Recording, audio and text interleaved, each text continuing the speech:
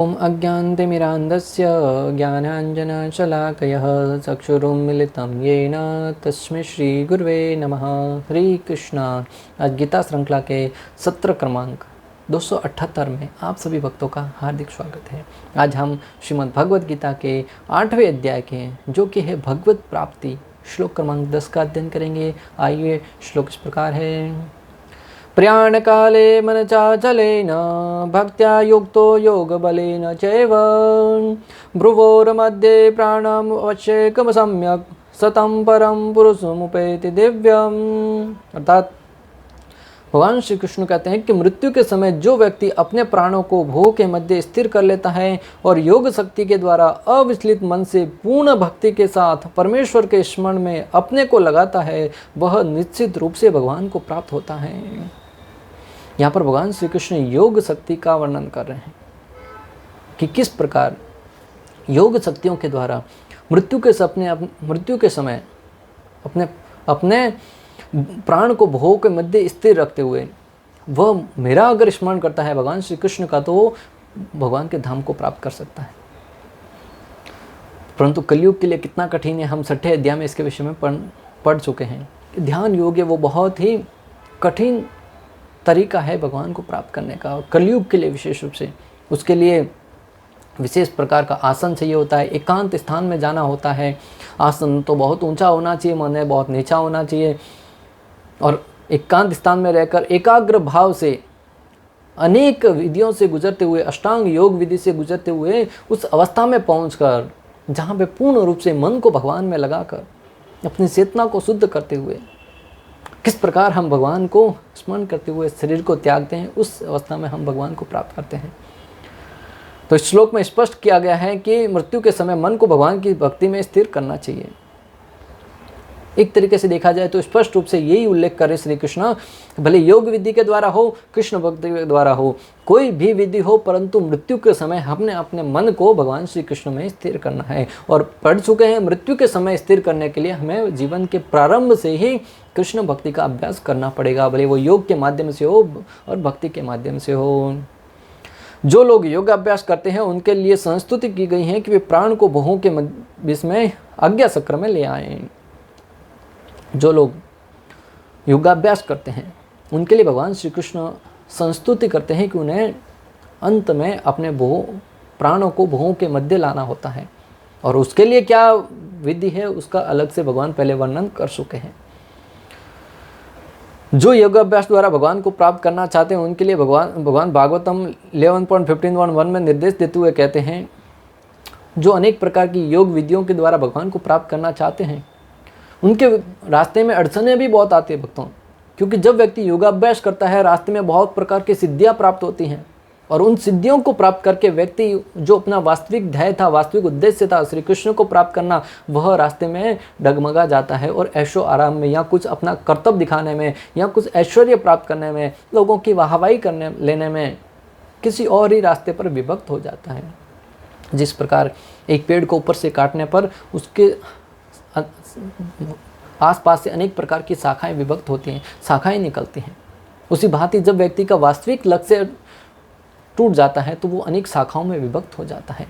तो वो शाखाएं कैसे विभक्त हो सकती हैं, भगवान श्री कृष्ण योगाभ्यास के माध्यम से कैसे प्राप्त करते हैं उसके विषय में भगवान कहते हैं कि जितेन्द्रियस्य युक्तस्य जितस्य योगिनः मयि धार्यत श्वेतः उपतिष्ठन्ति सिद्धय।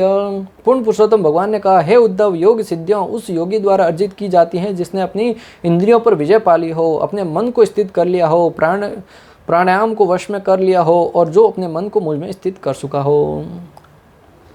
योग सिद्धियों के द्वारा भगवान को प्राप्त करने के लिए बहुत कठिन परिश्रम करना पड़ता है भक्तों।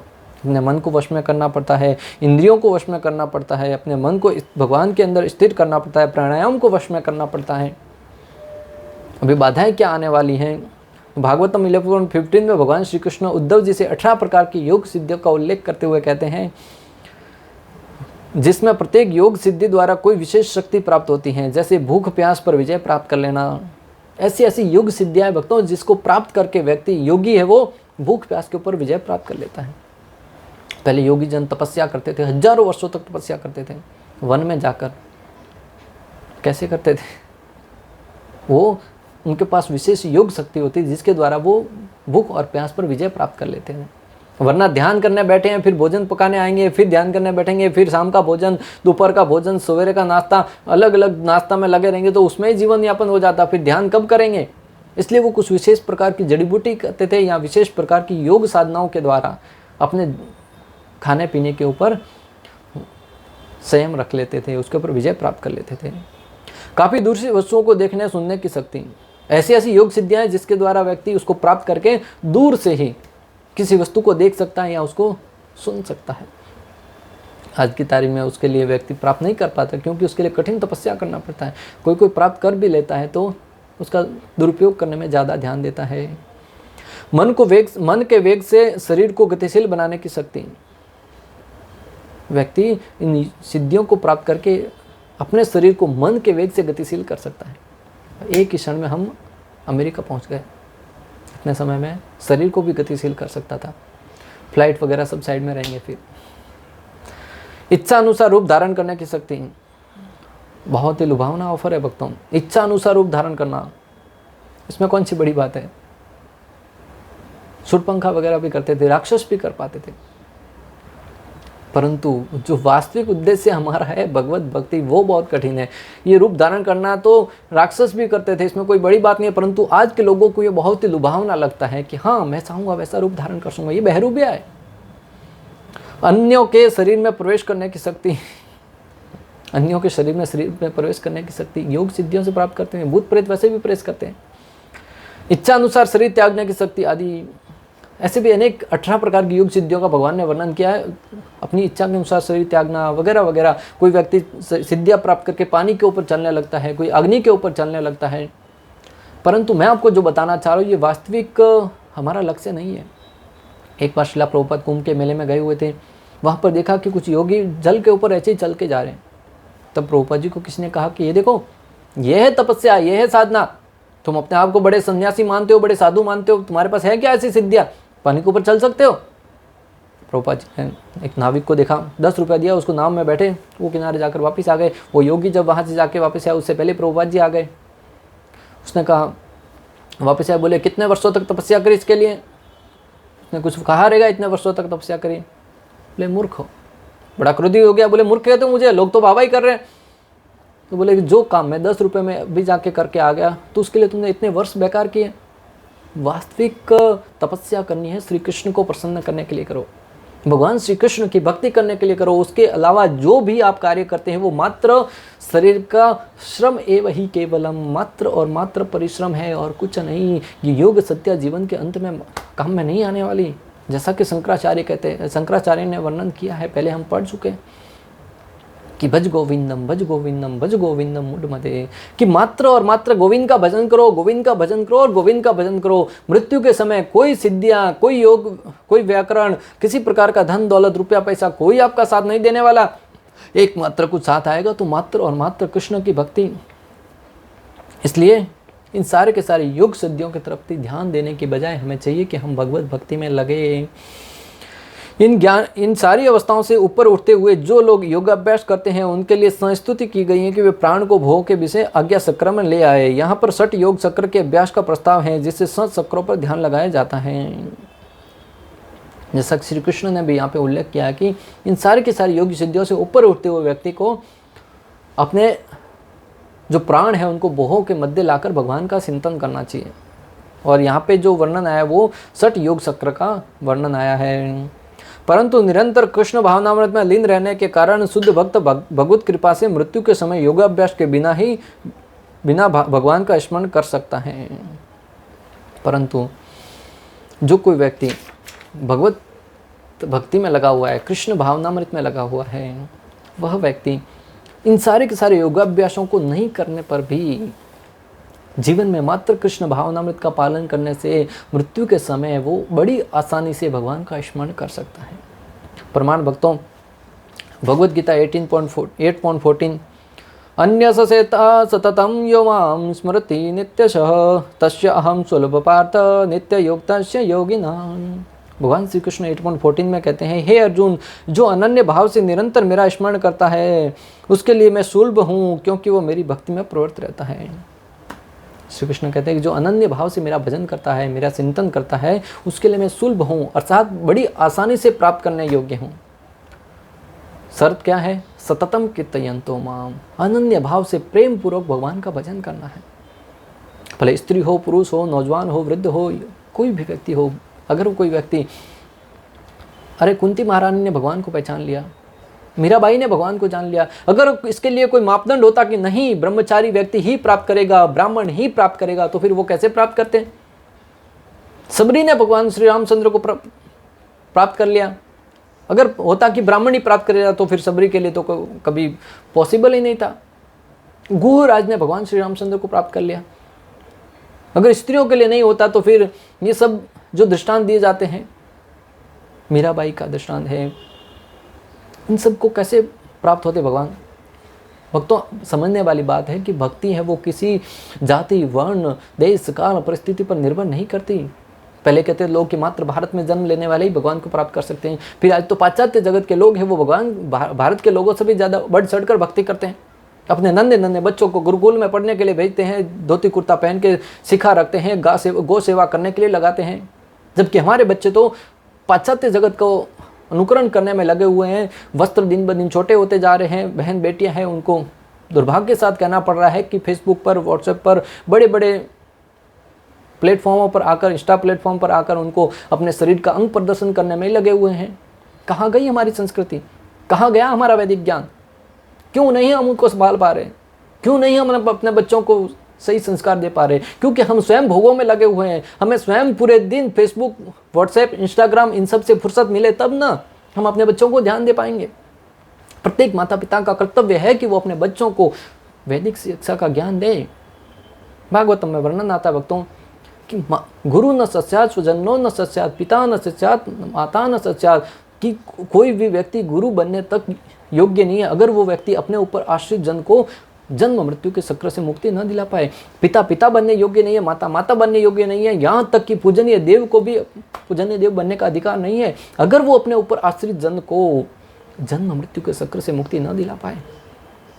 क्या भक्तों, आप इसके विषय में कुछ परिश्रम कर रहे हैं, कुछ कार्य कर रहे हैं? अगर नहीं कर रहे तो फिर संभल जाइए। बच्चे पैदा तो पशु पक्षी भी करते हैं, कौन सी बड़ी बात है? मात्र पैदा करके उनको जीने के लिए छोड़ दिया, कुछ खाना पीना दे दिया। पशु पक्षी बहुत अच्छे से देते हैं, अपने से भी अच्छे से देते हैं।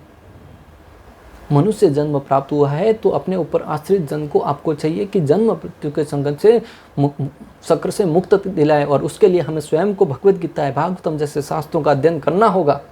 और उस ज्ञान को जब हम बच्चों को प्रदान करेंगे, भक्तों, दुनिया की कोई ताकत नहीं अपने बच्चों को गलत रास्ते पर लेके जाएं। कहीं ना कहीं खोट तो हमारी शिक्षाओं में ही है, कहीं ना कहीं खोट तो हमारी नियत में ही है, जो हम बच्चों के साथ उनको उनके हाल पर छोड़ देते, मोबाइल थमा देते, टीवी के सामने रख देते, फिर कहते कि हमारे बच्चे तो बिगड़ गए, हम तो बड़ी अच्छे से परवरिश करी थी, फिर दूसरे के साथ कैसे भाग गए? कहीं ना कहीं खोट माता पिता की। वक्तों, आपकी शिक्षा में वो बल नहीं था जो बाहर की शिक्षा को चुनौती दे सके, आपके संस्कारों में वो बल नहीं था जो बाहर के संस्कारों को, बाहर के जो भद्दे भद्दे ज्ञान है उनको चुनौती दे सके। अगर हमारे बच्चे के अंदर संस्कार है, वो भर भर कर कूट कूट कर भरे पड़ेंगे, वो दूसरे वाले सामने वाले के सामने जाकर हताश निराश महसूस नहीं करेंगे, और उसका सामने वाला जब उसकी ऊपर आंख उठाकर भी देखेगा ना, उसकी आंखें जलकर भस्म हो जाएगी। दैविक पतिव्रता स्त्री को कोई देखता है तो उसके सामने वाले की आंखों में मोतियाबिंद हो जाता है, परंतु हमारे अंदर वो शुद्धता तो होनी चाहिए। और शुद्धता आएगी कहाँ से? वैदिक सभ्यता से। परंतु आज आप और हम अपनी वैदिक सभ्यता को भूलकर मात्र अंग्रेजी बोलने में लगे हुए हैं, मात्र पाश्चात्य संस्कृति का अनुकरण करने में लगे हुए हैं, मात्र देश में घूमने में लगे हुए हैं, वस्त्रों के साइज छोटे करते जा रहे हैं, उसमें अपने आप को बड़ा सड़ा मानने लगे हैं। खैर, चर्चा का विषय वो नहीं है, परंतु हमें समझना होगा कि हमें बच्चों को क्या ज्ञान प्रदान करना है। भागवतम 11.15-34 में भगवान भक्ति की महत्वता का वर्णन करते हुए कहते हैं कि उत्तम जन्म, जड़ी बूटियों, तपस्याओं तथा मंत्रों से जो भी योग सिद्धियां प्राप्त की जा सकती हैं, उन सबों को मेरी भक्ति करके प्राप्त किया जा सकता है। उत्तम मंत्रों से, उत्तम जन्म से, जड़ी बूटियों द्वारा, अनेक योगाभ्यास द्वारा जो कुछ प्राप्त किया जाता है वो मात्र भगवान श्री कृष्ण की भक्ति करके प्राप्त किया जा सकता है। और कहिए, कितनी शक्ति है भक्ति में? भक्ति में वो शक्ति है जो भगवान को भी अपने पास बुला सकते हैं। भक्तों, दरअसल कोई भी व्यक्ति अन्य किसी साधन से वास्तविक योग सिद्धि प्राप्त नहीं कर सकता। और जीवन की वास्तविक योग सिद्धि क्या है? भगवान को प्राप्त करना। और भगवान को प्राप्त करना बाकी किसी साधन के द्वारा संभव नहीं है। मात्र भक्ति को छोड़ के, भक्त्या माम अभिजानाति, मात्र भक्ति के द्वारा ही भगवान को जाना जा सकता है, समझा जा सकता है, उनकी शरण में जाया जा सकता है। भगवान ने पूर्ण रूप से सिद्धांत बता दिया। इस श्लोक में योग बलेन शब्द की विशिष्ट प्रयोग महत्वपूर्ण है, क्योंकि योग के अभाव में चाहे वह सक्र योग हो या भक्ति योग, मनुष्य कभी भी मृत्यु के समय इस दिव्य अवस्था भाव को प्राप्त नहीं कर सकता। भक्तों, योग बलेन शब्द बहुत महत्वपूर्ण है कि हमें समझना चाहिए कि किसी भी तरीके से अगर हम मृत्यु के समय भगवान का स्मरण कर सकें, वो सबसे महत्वपूर्ण है। कोई भी मृत्यु के समय परमेश्वर का सहसा स्मरण नहीं कर पाता, उसे किसी न किसी योग का, विशेषतः भक्ति योग का अभ्यास होना ही चाहिए। और मृत्यु के समय भगवान का स्मरण करने के लिए हमें किसी न किसी योग का अभ्यास होना ही चाहिए, विशेषतः भक्ति योग का। कलयुग के लिए तो भक्ति योग बहुत ही महत्वपूर्ण और सरल तरीका है, और उसमें भी कृष्ण भावना भावित होकर कोई भी व्यक्ति बड़ी आसानी से भगवान को सोते उठते गाते बैठते हर समय भगवान का स्मरण कर सकता है, क्योंकि ये विधि बहुत ही सरल और व्यवहारिक है। शिला प्रभुपाद ने, और इसका प्रमाण भक्तों आज देखिए, शिला प्रभुपाद की कृपा से भारत देश को तो छोड़ो, भारत देश तो बहुत सभ्य है, भारत देश में तो बहुत ही शुद्धता भरी पड़ी है। पाश्चात्य जगत में जाकर जहाँ के लोग पूर्ण रूप से नशे में लिप्त थे, मांसाहार करने में, जुआ खेलने में, परस्त्री संग करने में, सारे के सारे नियम पूर्ण रूप से तोड़ने में लगे पड़े थे, परंतु शिला प्रभुपाद ने मात्र भगवद गीता का ज्ञान दिया, हरि कीर्तन किया, लोग आकर्षित होते गए, उनके प्रति आकर्षित हुए, और भगवान के महाप्रसाद खिलाकर शिला प्रभुपाद ने उनको इतना दिव्य अवस्था तक लेकर आए कि आज वो लोग अपने जीवन में नशा करना तो दूर की बात है भक्तों, उसकी तरफ देखते भी नहीं है, ध्यान भी नहीं देते, कांदा लहसुन तक छोड़ दिया, चाय कॉफी तक छोड़ दिया। और बताइए, आज हमारे देश के लोगों को किसी को कहा जाता है कांदा लहसुन नहीं खाना चाहिए, अरे उसके बिना तो खाना स्वादिष्ट कैसे बनेगा, लहसुन तो चाहिए होगी, लहसुन की तो चटनी लगती है भक्तों, और वो खाने पीने में क्या रखा है? भगवान की भक्ति तो मन से करनी होती है, हम तो भगवान का स्मरण मन में करते हैं, फिर कहते हैं हम तो साधु हैं। कौन से साधु हैं भाई? कौन से आचरण से साधु हैं? जब अपने जीवन में आप इन नियमों का पालन नहीं कर सकते, एक नशे की वस्तुओं से दूर नहीं रह पाते, फिर आप भगवान के लिए जगत को छोड़ने का तो प्रश्न ही कहाँ उठता है। हम तो ब्राह्मण हैं, ब्राह्मण है कैसे है? ब्राह्मण के गुण तो होने चाहिए अंदर, नशे की वस्तुओं से दूर तो रहना सीखो। ब्राह्मण के गुण क्या है? भागवतम में वर्णन आता है कि जो व्यक्ति दूसरों को उपकार करने के लिए, अपना हित त्याग कर दूसरों का हित करने के लिए नशा, जुआ, मांसाहार, परस्त्री संग, ये सारे के सारे वस्तुओं से दूर रहना, साथ ही साथ अपने चरित्र में इतनी शुद्धता होनी चाहिए कि हम अपने व्यक्तित्व के आधार पर दूसरों के जीवन में परिवर्तन ला सके, उनको भक्ति प्रदान कर सके। अरे हम स्वयं भक्ति नहीं करें, दूसरों को क्या प्रदान करेंगे? तो आज से हमें अपने हृदय में झांक कर देखना है कि क्या मैं इस सिद्धांत में फिट बैठता हूँ? अगर नहीं बैठता हूँ तो प्रयासरत होना चाहिए। अनेक लोगों ने प्रयास के द्वारा, अभ्यास के द्वारा, जब पाश्चात्य लोगों ने अपने जीवन को परिवर्तित कर दिया, तो हम तो भारत भूमि पर जन्म लिया है। महाप्रभु ने कहा, भारत भूमि त है मनुष्य जन्म यार, जन्म सार्थक करी कर पर उपकार। भारत भूमि पर जन्म लिया कोई साधारण बात नहीं है भक्तों।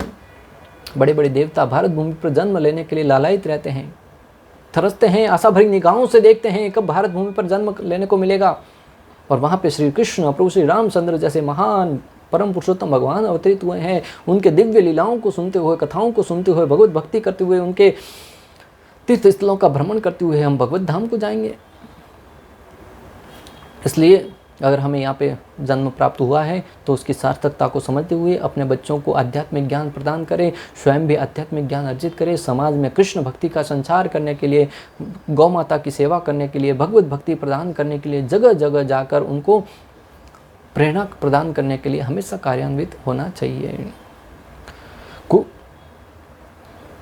चूँकि मृत्यु के समय मनुष्य का मन अत्यधिक विचलित रहता है, अतः अपने जीवन में मनुष्य को योग के माध्यम से अध्यात्म का अभ्यास करना चाहिए। मृत्यु के समय विशेष रूप से मन है वो अधिक विचलित होता है, इसलिए व्यक्ति को योगाभ्यास के द्वारा, आध्यात्मिक कार्यों के द्वारा अपने मन को अभ्यासरत करना चाहिए। अपने मन को जब व्यक्ति चलायमान करेगा, मन को अनेक अभ्यासों के द्वारा उस चेतना में ला के रखेगा कि हाँ, हमें किसी भी अवस्था में भगवान का स्मरण करना है, श्री कृष्ण की भक्ति करनी है, उस अवस्था में व्यक्ति मृत्यु के समय भी भगवान का स्मरण कर पाएगा। वरना तो भक्तों जीवन भर अगर हमने धन कमाने में, अनेक प्रकार के भौतिक भोगों में लगे पड़े हैं, कभी भगवान को याद नहीं किया, जब भी भक्ति का नाम आया तब हमने उससे पल्ला झाड़ते हुए प्रतीत हुए, तो फिर हमारा तो भगवान ही मालिक है। भक्तों बड़ी दया आती है, बड़ी करुणा आती है ऐसे लोगों को देखकर जो अपने आप को बड़े सुसंस्कारी मानते हैं, परंतु भक्ति के नाम का भी जब जिक्र आता है तो कहते हैं तो हमारे पास तो समय नहीं है। हरे जीवन में जो करने के लिए समय निकालना पड़ता है वो उसके लिए कहते समय नहीं है। बाकी कामों को करने के लिए समय निकालना की आवश्यकता हो तब कहना चाहिए समय नहीं है, और दूसरी तब लोग कहते भक्ति के लिए समय नहीं है।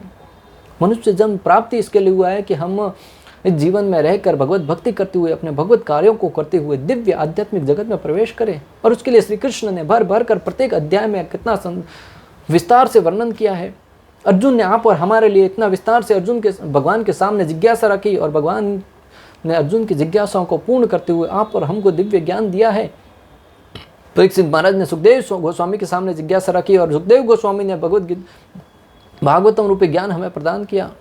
और उस भागवतम रूपी ज्ञान को जब पढ़ेंगे, समझेंगे, निश्चित रूप से हमारी चेतना परिवर्तित होगी, और उस परिवर्तित चेतना से हम नित्य रूप से भगवान का स्मरण कर पाएंगे भक्तों। और अगर कोई व्यक्ति नित्य रूप से भगवान का स्मरण करने में लग गया तो भगवान भगवत गीता का सिद्धांत भक्तों कि वो भगवत धाम को निश्चित रूप से प्राप्त करेगा। इस जगत में भक्तों प्रत्येक व्यक्ति दुखी है, असहाय है। इसका कारण एक ही है, भगवान को भूल गया है। भगवान को भूलने के कारण आज आप और हम बड़े दुख ने स्थिति में पड़े हैं, और उससे निकलने के लिए हमें भगवान को स्मरण तो करना पड़ेगा। और उसका तरीका है भगवत भक्ति, भगवत गीता का ज्ञान, भागवतम का ज्ञान, शास्त्रों का ज्ञान, वेद पुराण रामायण इन सब को पढ़ना होगा। और समय भी है हमारे पास भक्तों, अगर हमारी इच्छा शक्ति दृढ़ हो ना, कोई भी समय निकाल सकता है। कितना भी व्यस्त क्यों ना हो व्यक्ति, आधा घंटा तो दिन में कम से कम निकाल सकता है। इतना तो कोई व्यस्त नहीं हो सकता कि आधा घंटा 15 मिनट 20 मिनट ना निकाल सके। प्रतिदिन एक पेज पढ़िए भक्तों, एक श्लोक पढ़िए, उसको समझने का प्रयास कीजिए, निश्चित रूप से आपके जीवन में परिवर्तन लाएगा। आचार्यों ने तो यहाँ तक कह दिया कि भगवत गीता के पूरी भगवत गीता को छोड़ो, एक श्लोक को भी छोड़ो, एक शब्द में इतनी महाकाय शक्ति है, वो अपने पूरे जीवन को परिवर्तित करके रख देगी। अगर हम उसको ऊपर श्रद्धा रख के उसके ऊपर कार्यान्वित नहीं होते तो आप और हमारे अंदर ही कुछ न कुछ कमी है। इसलिए आप सबसे निवेदन है, हाथ जोड़कर करबद्ध विनती है कि अपने जीवन को संभाल लो, अपने जीवन को भगवत भक्ति में लगाओ, कृष्ण भक्ति में लगाओ। यही जीवन की मांग है, यही समय की मांग है भक्तों कि आज इन कष्टों से मुक्त होने के लिए अपने जीवन को भगवत भक्ति में लगाइए, अपने बच्चों को भगवत भक्ति में लगाइए, अपने घर को मंदिर बनाइए। यही जीवन को बचा सकता है, बाकी जीवन का कोई आशा नहीं है। जीवन है वो मृत्यु के संसार में प्रवेश करने के लिए हमेशा लालायित है। आज लोग हैं वो बहुत तेज़ी से नरक की तरफ बड़ी तेज़ी से गति कर रहे हैं। आप और हमारा कर्तव्य है कि हम भारत भूमि पर जन्म लिया है, उनको पकड़ पकड़ कर रोके और भगवत भक्ति में लगाए, ताकि वो नरक की तरफ जाने से बच जाए और भगवान श्री कृष्ण की शरण ग्रहण कर सके। अगर वो नरक की तरफ जा रहे हैं उसमें कहीं ना कहीं हमारी भी भागीदारी है, क्योंकि आप और हम जानते हुए भी उनके तरफ कोई अपना कर्तव्य नहीं समझा। भगवान ने भगवत गीता में कहा है कि अगर कोई मेरी भगवत गीता का ज्ञान दूसरों को प्रदान करता है वह मुझसे अत्यंत प्रिय है। मात्र आप और हम अगर हमारे बारे में सोचेंगे तो फिर दुनिया का क्या होगा। अगर श्रील प्रभुपाद ने मात्र अपना सोचा होता तो फिर वृंदावन में बैठकर भक्ति कर रहे होते, पाश्चात्य जगत जाने की आवश्यकता नहीं पड़ती। जलदूत में बैठकर गए, अनेक संकटों से होकर गुजरे, फिर भी वो लोगों के ऊपर करुणा करने के लिए निकले और उन्होंने भगवत गीता और भागवतम का ज्ञान प्रदान किया भक्तों। और उसका परिणाम क्या हुआ, संपूर्ण विश्व में कृष्ण भक्ति का गुंजायमान हो रहा है। हरे कृष्णा कृष्ण कृष्ण हरे हरे, हरे राम राम राम हरे हरे। तो आप सबसे निवेदन है कि इस भगवत गीता की ज्ञान को समझिए और दूसरों तक प्रचारित करने में हमारी सहायता कीजिए। इस प्रकार श्लोक क्रमांक 10 का भक्ति वेदांत तात्पर्य पूर्ण हुआ। अंत तक हमारे साथ बने रहने के लिए आप सभी का हृदयपूर्वक प्रेम पूर्वक बहुत बहुत धन्यवाद। श्रील प्रभुपाद की जय, श्री श्री राधा गोपीनाथ भगवान की जय, श्रीमद् भगवत गीता की जय। हरे कृष्णा कृष्ण कृष्ण हरे हरे, हरे राम राम राम।